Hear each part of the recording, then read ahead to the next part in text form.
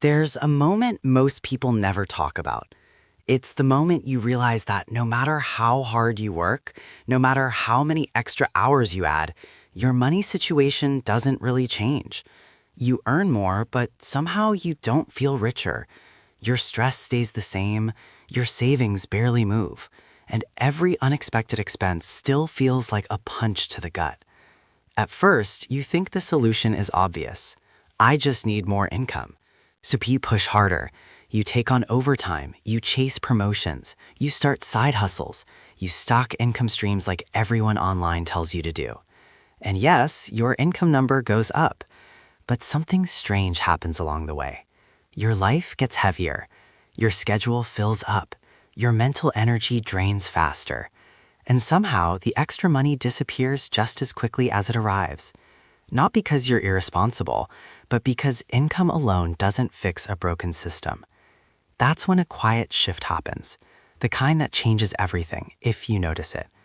The truth is, most people don't have an income problem. They have a structure problem. They're running faster inside a system that leaks money by design. Think about it. When your income increases, what usually happens next?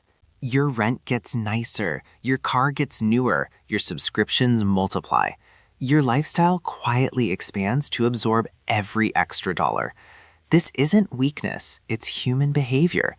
It's called lifestyle inflation, and it's the invisible force that keeps people earning more while staying stuck. So when you stop chasing more income, something uncomfortable happens at first. You feel exposed. Because without the idea that more money will save me, you're forced to look at how your money actually moves, where it goes, what it does while it sits, and what it doesn't do. That's when the first real change begins. Instead of asking, how do I earn more, you start asking, why doesn't the money I already earn stay with me? This question is dangerous in a good way, because it leads you to notice patterns you've been ignoring. You notice how money flows out automatically, but rarely flows back in. You notice how your paycheck works hard for everyone else, your landlord, your bank, your service providers, but barely works for you. And here's the shift most people miss. Wealth doesn't begin when income increases. It begins when money stops being temporary. Most people treat money like something that passes through them. Earn it, spend it, repeat. The wealthy treat money like something they assign roles to. Some money is for safety. Some is for growth. Some is for opportunity. Some is never touched at all. When you stop chasing more income, you finally have the mental space to give money jobs. That's when saving stops feeling pointless. Before this shift, saving feels like deprivation, like you're denying yourself enjoyment today for a future that may never come. But after the shift, saving becomes power. Because savings are no longer unused money. They're optionality. They buy you time. They buy you freedom to say no. They buy you breathing room when life hits. Then something else changes. You stop obsessing over big wins. Chasing more income trains your brain to look for dramatic jumps, big raises, viral side hustles, lucky breaks. But when you step back, you realize that wealth grows quietly, boringly, through consistency and structure, not excitement. You begin to value stability over spikes. You realize that an extra $300 a month saved and invested beats a $10,000 windfall that disappears. That predictable systems outperform unpredictable effort. And slowly, you stop needing motivation. The system does the work for you. Another subtle shift happens around risk. When income is your only safety net, risk feels terrifying. One bad decision, one wrong move could collapse everything you've built. But what happens when you start building buffers? An emergency fund, a few low-risk investments, things that give you breathing room. Suddenly risk isn't desperate anymore. It's calculated. You stop chasing those quick money ideas.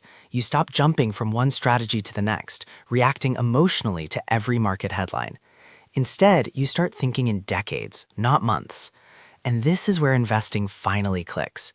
Before, it felt like some abstract game for rich people with money they didn't need. But after this shift, it becomes logical. You realize the goal isn't to get rich fast, it's to slowly transfer money from places where it decays, like a checking account losing value to inflation, into places where it compounds. You see that money spent on status just disappears, but money invested, even imperfectly, at least has a chance to grow. Then comes the most surprising change of all. You become calmer. Not because you're suddenly wealthy, but because you're no longer running, no longer chasing an invisible finish line that keeps moving. You know exactly what your money is doing. You know your next step. You know your downside is protected. And that calm changes everything. You negotiate better. You say no more often. Because you're not relying on constant income growth just to survive. Your income becomes a tool, not a lifeline. This is the part nobody shows you on social media.